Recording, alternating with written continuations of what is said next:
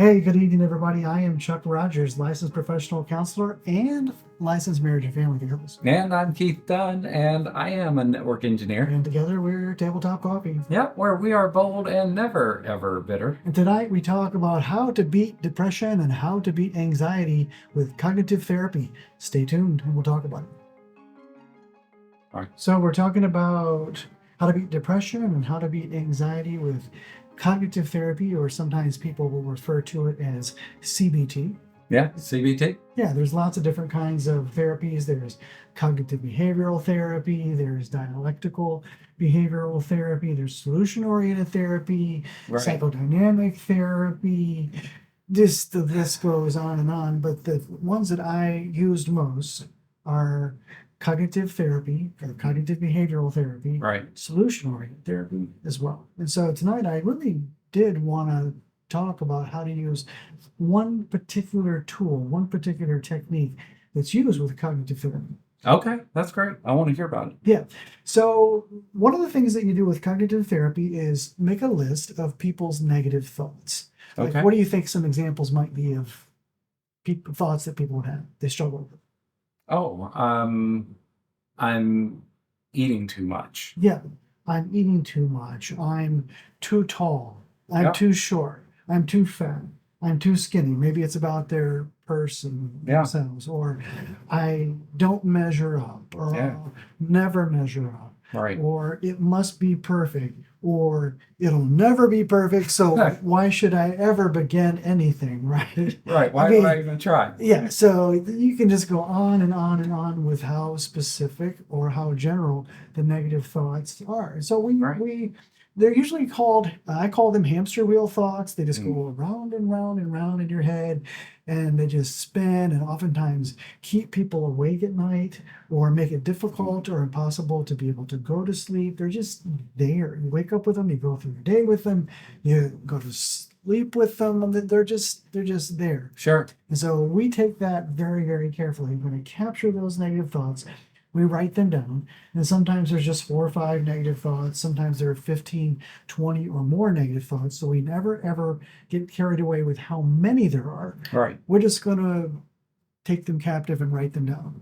Okay. So once they're written down, what do you do with them? Well, first of all, you rate them to see how strong they are. Okay. 0 would mean it's not very strong at all, or 100 means it's completely dominating, or some number between. How strong, how heavy, how real do they seem or do they feel to you? Okay. And you write that down, and then Right. later on you go back and see, did they go down a little? Did they go down a lot? Did they not go down at all? Or did they go away completely? You never know for sure. So Okay. we just write them down. How strong are they in this moment? And we'll evaluate them later. Okay. And then we began to just bombard those negative thoughts with technique after technique after technique to make them smaller or to make them go away. And one of the techniques that we use is something called identifying cognitive distortions. Okay. Yeah. So can we play one of those out? Yeah, so we'll do that. So let's pick a negative thought. Yeah. Matter of fact, let's use the one I always use as an example for all my clients. Okay. So let's just say that I'm having a bad day with my son, Sam. Okay. And I'm mad at him and I'm mad at me for how I'm dealing with him. And I get really frustrated and I say, whoa, I'm just the worst dad in Lynchburg. Oh, okay. I would Right. take that thought captive and write it down and write down, Chuck is the worst dad in Lynchburg. Okay.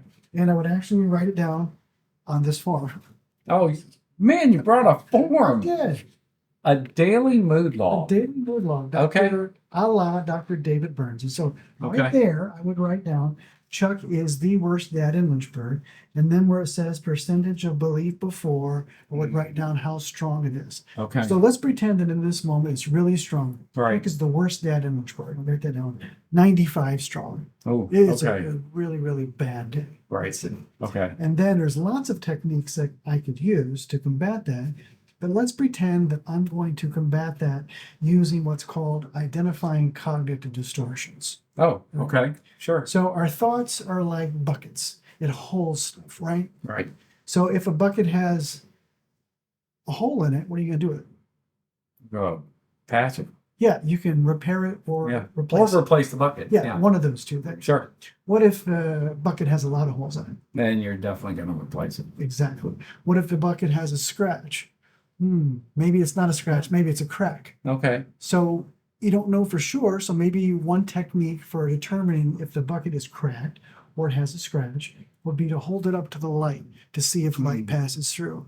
Right. So that's what we're going to do is take each of the negative thoughts, tonight's just one, Oh, wow. and hold it up to the light to see if it has one or multiple cracks or holes in it. Okay. That's great. And on the bottom of your list there are 10 cognitive distortions. Okay. Actually, there are 12 because number 5 and number 10 have two parts to them.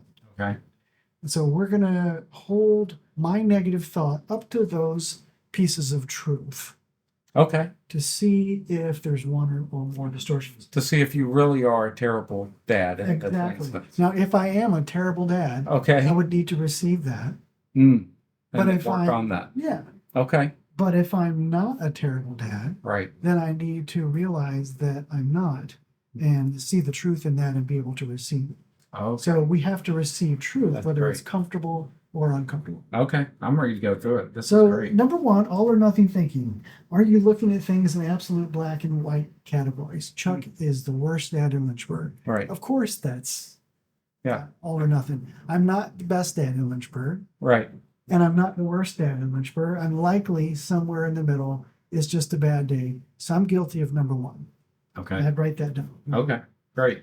Am I guilty of number two, overgeneralization?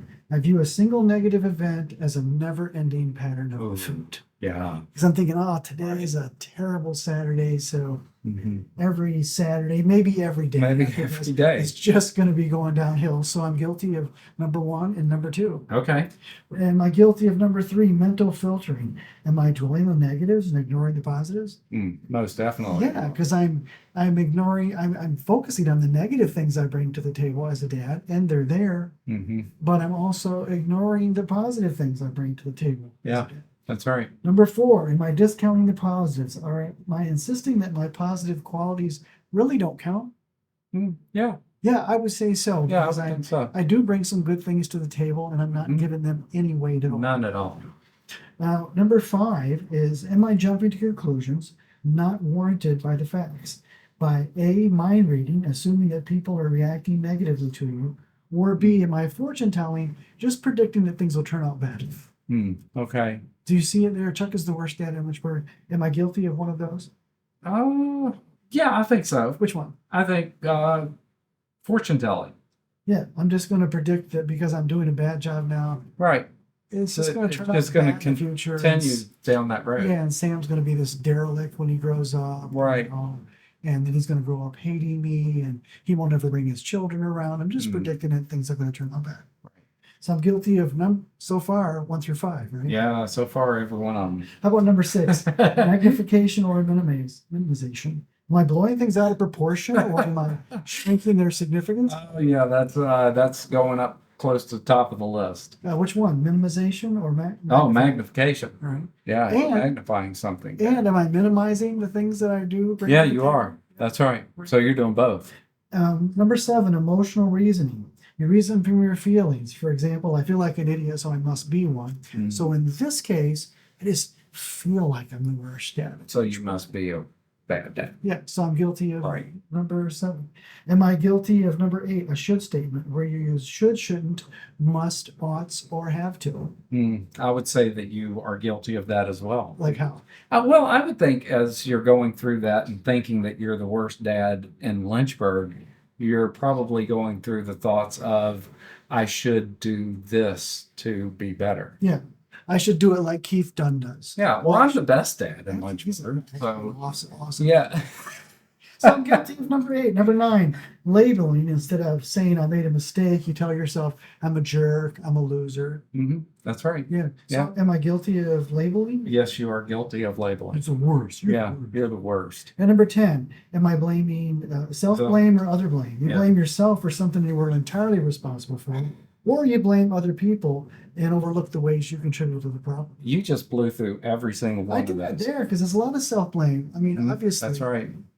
I bring some things to the table, but Sam brings some things to the table as That's well. right. Our kids bring stuff to the table. Yes, they do. So in this particular one, I'm guilty of all 10 cognitive distortions. Yeah. And sometimes when people see the number of cognitive distortions that they have inside of each negative thought, it can be really impacting in a very, very short period of time. Yeah. Well, I could see that. Being able to actually put it on paper and see and give weight to each one of these. And that's really amazing too. Yeah, it really is. Because once you give weight and percentages to each one of these and see which is the highest on the list, then you can start working towards that distortion and bring that down. Yeah. And just continue to work through the list. Yeah, and then we would go on to the next negative thought Right. and do this.